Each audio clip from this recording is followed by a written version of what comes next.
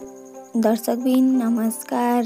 दर्शकबिन भूमिकाकी भाउजूले भूमिकाको बिहेमा म केही खर्च गर्दैन भनेपछि उनकी आमाले उनको बुबालाई फकाउन खोज्छन्, तर उनीर गइजान्छन्। यता भूपेन्द्रको बुबाले टोकलेलाई फोन गरेर भूपेन्द्र र भुन्टीलाई मिलाइदिनु पर्यो भनेर भनेपछि टोकलेले नाइ भनेर भनेका छन्। दर्शकबिन अब आउने भागमा के हुन्छ होला त भिडियोलाई अन्तिमसम्म हेर्नुहोला र हजुरहरूलाई भुन्टी सिरियल कस्तो लाग्छ त कमेन्ट गरिदिनु होला। अब लागौँ आजको भिडियोतर्फ। दर्शकबिन पूर्णिमालाई एउटा केटा पुर्याउन आएको देखेर उनकी आमाले उनको बुबालाई हजुरकी छोरी त बिग्रिसकी भनेर भन्छन्। उनको बुबाले म सम्झाउँछु भनेर भन्छन्।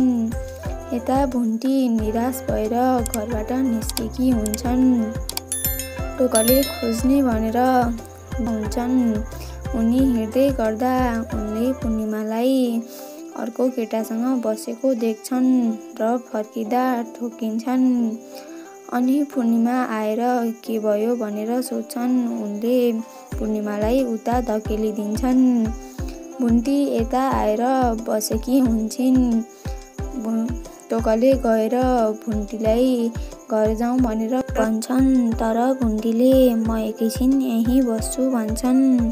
त्यही बेला भूपेन्द्रको बुबाको फोन आउँछ र उनले टोकलेलाई भुन्टी र भूपेन्द्रलाई जसरी नै मिलाइदिनु पर्यो भनेर भन्छन्। तर टोकलेले अब मेरो बहिनीलाई म त्यहाँ कहिले पनि फर्काउन्न भनेर भनिसकेका छन्। दर्शकबिन अब आउने भागमा के हुन्छ होला त आफ्ना विचारहरू अवश्य कमेन्ट गरिदिनु होला। आजलाई यति नै, मिलौला अर्को भिडियो।